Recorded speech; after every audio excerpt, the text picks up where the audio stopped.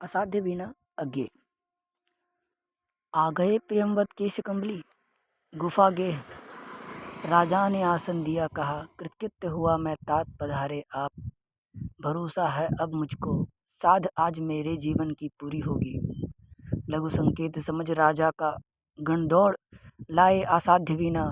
साधक के आगे रख उसको हट गए सभी की उत्सुक आंखें। एक बार वीणा को लख टिक गईं प्रेमवद के चेहरे पर। यह वीणा उत्तराखंड के गिरि प्रांतर से घने वनों में जहाँ तपस्या करते हैं व्रतचारी, बहुत समय पहले आई थी। पूरा तो इतिहास न जान सके हम, किंतु सुना है वज्रकीर्ति ने मंत्रप्रूत जिस अति प्राचीन किरीट तरु से इसे गढ़ा था, उसके कानों में हिमशिखर रहस्य कहा करते थे। अपने कंधों पर बादल सोते थे, उसकी करिसुंडों सी डालें हिमवर्षा से पूरे वनयूथों का कर लेती थी परित्राण। कोटर में भालू बसते थे कि हरि उसके वलकल से कंधे खुजलाने आते थे। और सुना है जड़ उसकी जा पहुंची थी पाताल लो। उसकी ग्रंथ प्रवण शीतलता से फणटिका नाग वासुकी सोता था। उसी किरीट तरु से वज्रकीर्ति ने सारा जीवन इसे गढ़ा। हठ साधना यही थी उस साधक की, वीणा पूरी हुई साथ साधना साथ ही जीवन लीला। राजा रुके सांस लंबी लेकर फिर बोले, मेरे हार गए सब जाने माने कलावंत। सबकी विद्या हो गई अकारत दर्प चूर्ण। कोई ज्ञानी गुणी आज तक इसे न साध सका। अब यह असाध्य वीणा ही ख्यात हो गई। पर मेरा अब भी है विश्वास, कृच्छ तप वज्रकीर्ति का व्यर्थ नहीं था। वीणा बोलेगी अवश्य, पर तभी इसे जब सच्चा स्वरसिद्ध गोद में लेगा। तात प्रियंवद लो, यह सम्मुख रही तुम्हारी वज्रकीर्ति की वीणा। यह मैं, यह रानी भरी सभा, यह सब उदग्र पर्युत्सुक जनमात्र प्रतीक्षा मान। केश कंबली गुफा गेह ने खोला कंबल, धरती पर चुपचाप बिछाया। वीणा उस पर रख पलक मूंद कर प्राण खींच करके प्रणाम, स्पर्श छुअन से छुए तार। धीरे बोला, राजन पर मैं तो कलावंत हूँ नहीं, शिष्य साधक हूँ, जीवन के अनकहे सत्य का साक्षी वज्रकीर्ति। प्राचीन किरीट तरु अभिमंत्रित वीणा, ध्यान मात्र इनका तो गदगद विभल कर देने वाला है। चुप हो गया प्रियंवद, सभा भी मौन हो रही। वाद्य उठा, साधक ने गोद रख लिया, धीरे धीरे झुक उस पर तारों पर मस्तक टेक दिया। सभा चकित थी। अरे प्रियंवद क्या सोता है? केश कंबली अथवा होकर पराभूत झुक गया वाद्य पर। वीणा सचमुच क्या है असाध्य? पर उस स्पंदित सन्नाटे में मौन प्रियंवद साध रहा था। वीणा नहीं, स्वयं अपने को शोध रहा था। सघन निबिड़ में वह अपने को सौंप रहा था। उसी किरीटी तरु को कौन प्रियंवद है कि दंभ कर इस अभिमंत्रित कारुवाद्य के सम्मुख आवे? कौन बजावे यह वीणा जो स्वयं एक जीवन भर की साधना रही?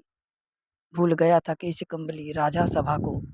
कंबल पर अभिमंत्रित एक अकेलेपन में डूब गया था, जिसमें साक्षी के आगे था जीवित वही किरीट तरु, जिसकी जड़ वासुकी के फण पर थी आधारित, जिसके कंधे पर बादल सोते थे और कान में जिसके हिमगिरी कहते थे अपने रहस्य। संबोधित कर उस तरु को करता था नीरव एकालाप प्रियंवद। ओ विशाल तरु, शत सहस्र पल्लव पतझरों ने जिसका नित्य रूप संवारा। कितनी बरसातें, कितने खद्योतों ने आरती उतारी। दिन भौरे कर गए गुंजरित रातों में झिल्ली ने अनकथ मंगल गान सुनाए। सांझ सवेरे अनगिन अनचिन्हे खगकुल की मोद भरी क्रीड़ा काकली डाली डाली को कपा गई। ओ दीर्घकाय, वो पूरे झारखंड के अग्रज तात सखा गुरु आश्रय त्राता महाच्छाय। ओ व्याकुल मुखरित वन ध्वनियों के वृंदगान के मूर्त रूप, मैं तुझे सुनूं, देखूं, ध्याऊं, अनिमेष स्तब्ध संयुक्त निर्वाक। कहाँ साहस पाऊं, छू सकूं तुझे, तेरी काया को छेद बांध कर रची गई वीणा को किस स्पर्धा से हाथ करें आघात छीनने को तारों से। एक चोट में वह संचित संगीत जिसे रचने में स्वयं न जाने कितनों के स्पंदित प्राण रच गए। नहीं नहीं वीणा यह मेरी गोद रखी है रहे, किंतु मैं ही तो तेरी गोद बैठा मोद भरा बालक हूँ।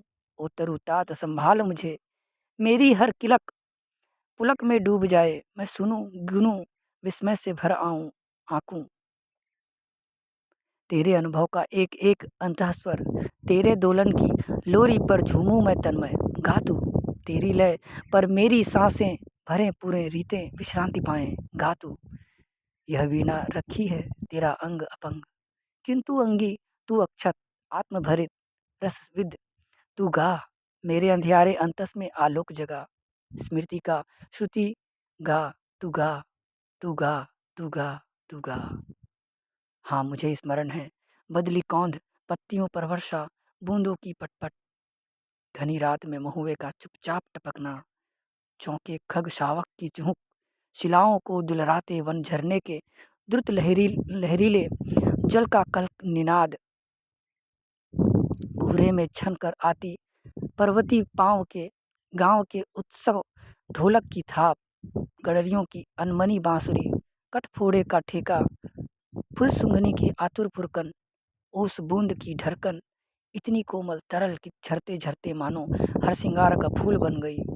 भरे शरद के ताल लहरियों की सरसर ध्वनि, कूंजों का क्रैंकार, कांद लंबी टिट्टिभ की, पंखयुक्त सायक सी हंस बला का, चीड़ वनों में गंध अंध उन्माद पतंग की जहाँ तहाँ टकराहट, जल प्रताप का प्लुत एक स्वर, झिल्ली दादुर कोकिल चातक की झंकार, पुकारों की ये अति में संस्कृति की साएं साएं। हाँ मुझे स्मरण है दूर पहाड़ों से काले मेघों की बाढ़, हाथियों का मानो चिंगाड़ रहा हो द्यूत, घरघराहट बढ़ती भैया की, रेतीले कगार का गिरना छप छपाड़ छड़ाप, झंझा की फुफकार, तप्त पेड़ों का अर्रा कर टूट टूट कर गिरना, ओले की कर्री चपत, जमे पाले से तनी कटारी सी, सूखी घासों की टूटन, ऐंठी मिट्टी का स्निग्ध धाम में धीरे धीरे रिसना, हिम तुषार के फाहे धरती के घावों को सहलाते चुपचाप घाटियों में भरती, गिरती चट्टानों की गूंज कांपती, मंद्र गूंज अनुगूंज, सांस खोई सी धीरे धीरे नीरव। मुझे स्मरण है हरी तलहटी में छोटे पेड़ों की ओट ताल पर बंधे समय वन पशुओं की नानाविध आतुर तृप्त पुकारे, गर्जन घुरघुर, चीख भूख हुक्का चिरचिराहट, कमल कुमुद पत्रों पर चोर पैर द्रुत धावित, जल पंछी की चाप, थाप दादुर की चकित छलांगों की, पंथी के घोड़े की टाप अधीर, अचंचल धीर थाप भैंसों के भारी खुर की।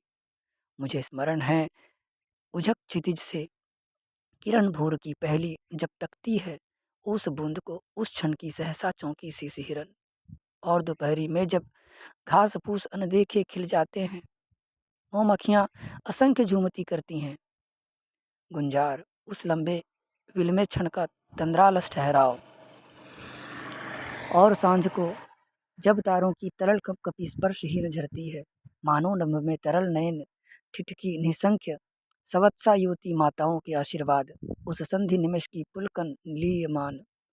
मुझे स्मरण है और चित्र प्रत्येक स्तब्ध विजड़ित करता है मुझको, सुनता हूँ मैं पर हर स्वर कंपन लेता है मुझको मुझसे सोख, वायु सा नाद भरा मैं उड़ जाता हूँ।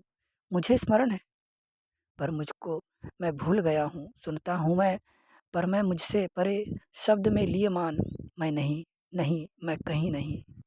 ओ रे तरु ओ वन ओ स्वर संभार, नादमय संस्कृति ओ रस प्लावन, मुझे क्षमा कर भूल अकिंचनता को मेरी, मुझे ओट दे ढांक ले छाले ओ शरण्य, मेरे गूंगेपन को तेरे साए स्वर सागर का ज्वार डुबा ले।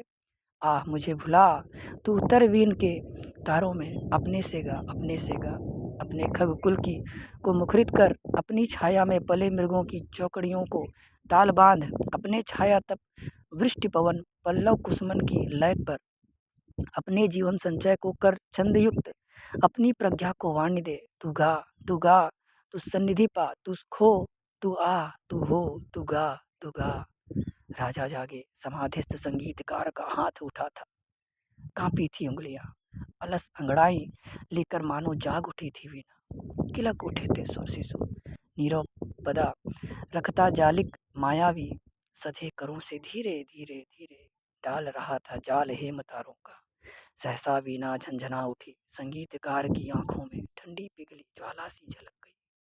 रोमांच एक बिजली सा सबके तन में दौड़ गया। अवतरित हुआ संगीत स्वयंभू, जिसमें सोता है अखंड ब्रह्मा का मौन अशेष प्रभा में। डूब गए सब एक साथ, सब अलग अलग एकाकी पार तिरे। राजा ने अलग सुना, जय देवी यशः काय वरमाल लिए गाती थी मंगल गीत। दुंदुभी दूर कहीं बजती थी, राजा मुकुट सहसा हल्का हो आया था, मानो हो फूल शिरीष का।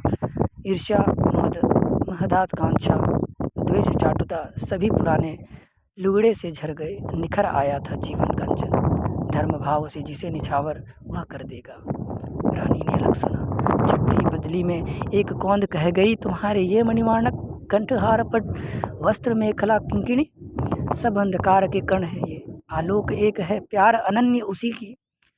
विद्युलता घेरती रहती है रसभार मेघ को, थिरक उसी की छाती पर उसमें छिपकर सो जाती है। आश्वस्त सहज विश्वास भरी रानी उस एक प्यार को साधेगी। सबने भी अलग अलग संगीत सुना इसको। वह कृपा वाक्य था प्रभुओं का, उसको आतंक मुक्ति का आश्वासन, इसको वह भरी तिजोरी में सोने की खनक, उसे बाटुली में बहुत दिनों के बाद अन्न की सौंधी बुदबुद।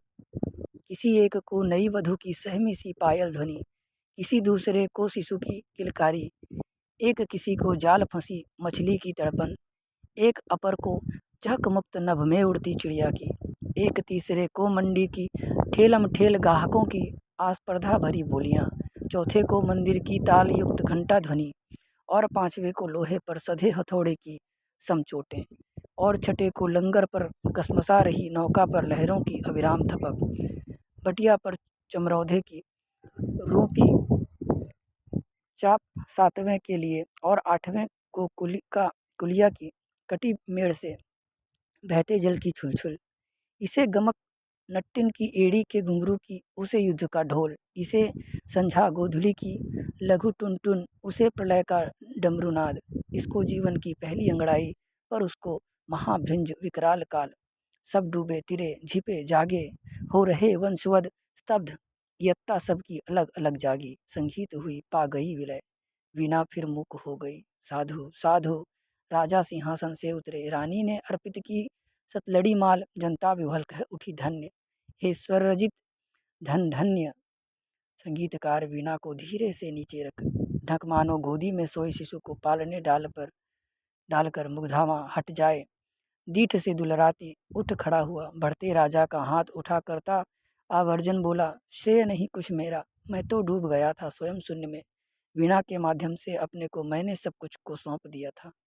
सुना अपने जो वह मेरा नहीं, न वीणा का था, वह तो सब कुछ की तथता थी। महाशून्य वह महामौन, अविभाज्य अनाप्त अद्रवित अप्रमेय, जो शब्दहीन सब में गाता है।